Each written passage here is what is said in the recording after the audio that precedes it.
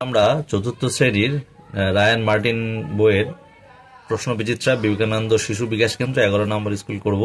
তো প্রথমত আমরা দেখতে পাচ্ছি এক দাগের ক বলেছে পৃথিবী তার নিজের অক্ষের উপর এক পাক ঘুরতে কত সময় লাগে। তাহলে আমরা উত্তরটা লিখছি 24 ঘন্টা। ঠিক আছে, উত্তর লিখতে হবে 24 ঘন্টা। খ দাগে দেখতে পাচ্ছি অভিকর্ষ বল কি আবিষ্কার করেন। উত্তর হবে sir Isaac Newton. Sir Isaac Newton. গদাক বলেছে কত ডিগ্রি সেলসিয়াসে জল ফুটে বাষ্পে পরিণত হয়। তাহলে আমরা উত্তর লিখব 100 ডিগ্রি সেলসিয়াসে। ঠিক আছে, 0-তে বরফ হয় আর 100-তে বাষ্পে পরিণত হয়। গদাকে বলছে প্রথম কত সালে কৃত্রিম উপগ্রহ পাঠানো হয়। তাহলে আমরা জানি এটা 1957 সালের 4 অক্টোবর।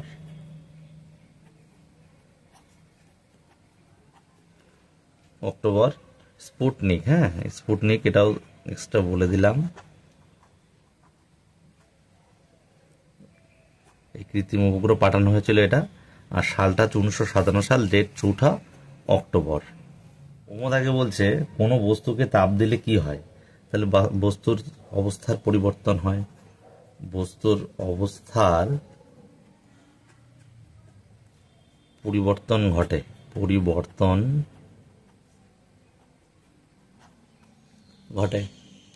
চদাক বলছে উত্তর গোলার্ধে কোন দিনকে দক্ষিণায়নের দিন বলে।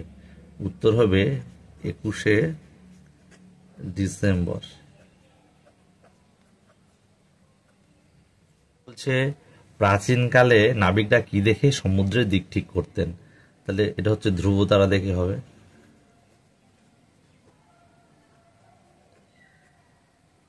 কারণ ধ্রুব তারা সবসময় উত্তর আকাশে থাকে। ঠিক আছে, উত্তর আকাশে দেখা যায় ধ্রুব তারা। দেখ বলছে শূন্যস্থান পূরণ করো। কদাকে বলছে কি দেখো, কদাকে বলছে সূর্য ও তার গ্রহ উপগ্রহ নিয়ে গড়ে উঠেছে ড্যাশ। তাহলে কি গড়ে উঠেছে, সৌর পরিবার গড়ে উঠেছে। সৌর পরিবার। কদাক বলছে কুয়াশার সঙ্গে ধোঁয়া মিশে ড্যাশ সৃষ্টি করে। শূন্যস্থানে লিখবো ধোঁয়াশা।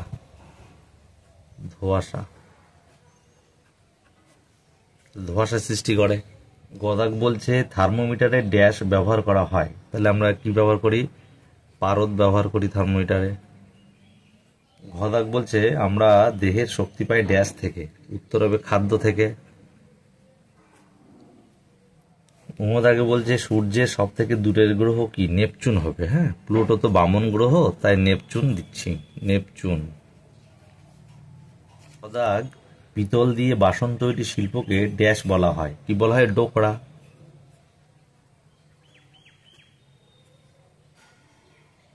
3 দাগে সঠিক উত্তরের টিক চিহ্ন দাও। তাহলে 3 দাগে ক দাগ বলছে কক্ষপথ কেমন, গোলাকার না ডিম্বাকার। তাহলে আমরা লিখবো ডিম্বাকার। কয়ের আ লিখবো আ, ডিম্বাকার। ঠিক আছে, অদাগ দেখো বলছে শরীরের তাপমাত্রা আমাদের কত। অদাগে যে অপশানটা রয়েছে সেটা হচ্ছে 98.4 ডিগ্রি, মানে 98.4 ডিগ্রি ফারেনহাইট এফ। গদাকে বলছে জিজ্ঞাসা চিহ্নের মতো দেখতে কালপুরুষ না সপ্তর্ষি মণ্ডল। তাহলে অপশান আ হবে সপ্তর্ষি মণ্ডল।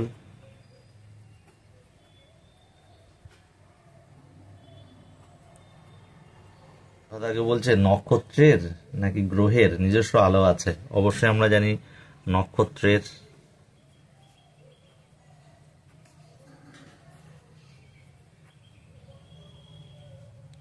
উমদাকে বলছে বার্ষিক গতির না আহ্নিক গতির ফলে ঋতু পরিবর্তন হয়। তাহলে আমরা জানি বার্ষিক গতি।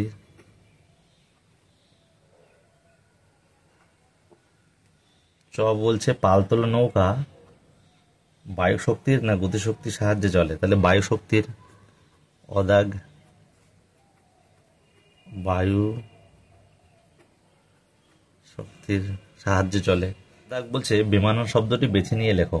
দেখো বেমানান কোনটা, এখানে রয়েছে পৃথিবী, চাঁদ, মঙ্গল এবং নেপচুন। তাহলে দেখো বেমানান কোনটা? চাঁদ। চাঁদ হচ্ছে কিন্তু উপগ্রহ, তাই আমরা লিখবো চাঁদ। খদাকে কি বলছে দেখো, খদাকে বলছে তিল, তিসি, কার্পাস, সর্ষে। অর্থাৎ তিল, তিসি, সর্ষে দিয়ে তেল হয়, কার্পাস কিন্তু তুলো, তাই কার্পাস হবে গদাগ। গদাগ দেখো বরফ, জল, জলীয় বাষ্প এবং পারদ। তাহলে বরফ, জল, জলীয় বাষ্প সব জল সম্পর্কিত, কিন্তু পারদ একটি ধাতু যেটা আমরা থার্মোমিটারে ব্যবহার করি, তাহলে পারদ হবে। ঘদাগ বলছে সেগুন, তুলসী, থানকুনি, সর্পগন্ধা। তাহলে তুলসী, থানকুনি, সর্পগন্ধা এগুলো ভেষজ উদ্ভিদ, কিন্তু সেগুন কিন্তু একটি বৃক্ষ জাতীয় বা কাষ্ঠল উদ্ভিদ, সেগুন বেমানান হবে। এবার উমদাগ হচ্ছে দেখো জল শক্তি, বায়ু শক্তি, ছোট শক্তি, তাপ শক্তি। এখানে জল শক্তি, বায়ু শক্তি, ছোট শক্তি সব প্রাকৃতিক শক্তি, কিন্তু তাপ শক্তি কিন্তু সৃষ্টি করতে হচ্ছে, তাই তাপ শক্তি আমরা আলাদা করব, তাপ শক্তি। লাস্ট হচ্ছে চ, শুকতারা, কালপুরুষ, বৃশ্চিক মণ্ডল এবং সপ্তর্ষি মণ্ডল। তাহলে এই যে কালপুরুষ, বৃশ্চিক মণ্ডল এবং সপ্তর্ষি মণ্ডল অনেকগুলো তারা সমন্বয়ে গঠিত, কিন্তু শুকতারা হচ্ছে আলাদা হবে, বা গ্রহ, এটা শুকতারা বা শুক্র গ্রহ, তাই এটা বেমানান হবে। তাহলে আমাদের 4 দাগে বেমানানগুলো আমরা দেখে ফেললাম। দেখো 5 দাগ আমরা কি লিখছি, 5 দাগে বলেছে যে বাম দিকের সঙ্গে ডান দিক মেলাও, তো আমরা যার বাম দিকের পাশে উত্তরটাই লিখে দিচ্ছি। উদ্ভিদ ও প্রাণী পরস্পরের উপর নির্ভরশীল, আমরা লিখব পরস্পরের উপরে নির্ভরশীল, পরস্পরের উপর নির্ভরশীল। তারপরে বলেছে উষ্ণতা মাপার যন্ত্র। উষ্ণতা মাপার যন্ত্র আমরা জানি কি, থার্মোমিটার। তাহলে এটা 1-এ রয়েছে থার্মোমিটার। তারপরে দেখো গ বলছে বৃক্ষরোপণের উপযুক্ত সময়। তাহলে কখন? বর্ষাকাল, যেটা 2 অপশনে রয়েছে, তাহলে বর্ষা কালে। লাস্টে ঘ নিকটতম নক্ষত্র, সেটা রয়েছে 3 দাগে, অর্থাৎ প্রক্সিমা সেন্টারি, প্রক্সিমা সেন্টাউরি। তাহলে আমাদের 4 দাগ হয়ে গেল। যে শিশির বা কুয়াশা কি? তাহলে শিশির হলো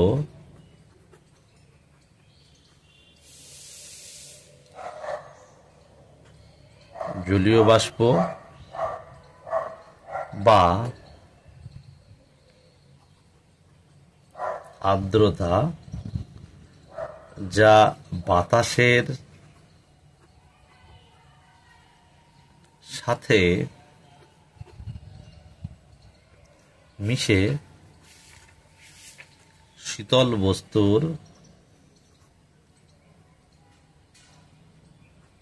সাথে জমাট বেঁধে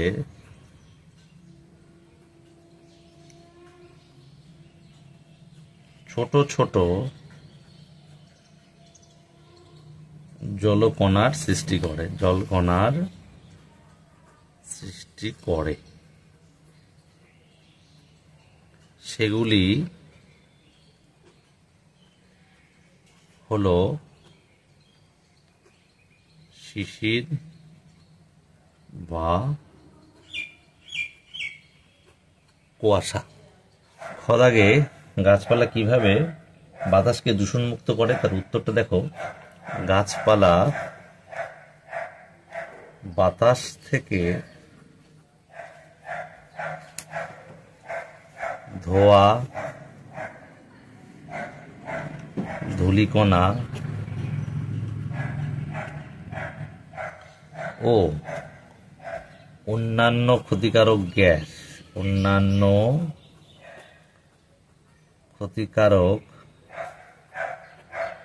গ্যাস শোষণ করে বাতাসকে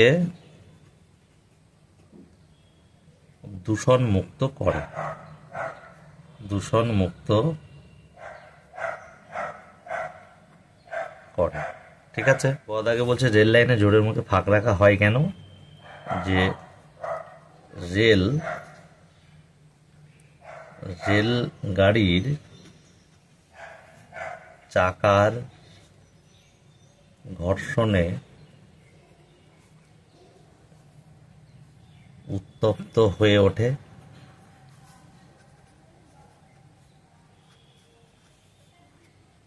উত্তপ্ত হয়ে গেলে, উত্তপ্ত হলে ধাতব লাইনের দৈর্ঘ্য বৃদ্ধি পায়, দৈর্ঘ্য বৃদ্ধি পায়, বৃদ্ধি পায়। যদি রেল লাইনে ফাঁকা না রাখা হতো, যদি রেল লাইনে ফাঁকা না রাখা হতো তাহলে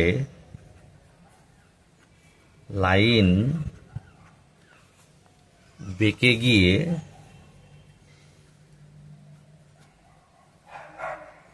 দুর্ঘটনার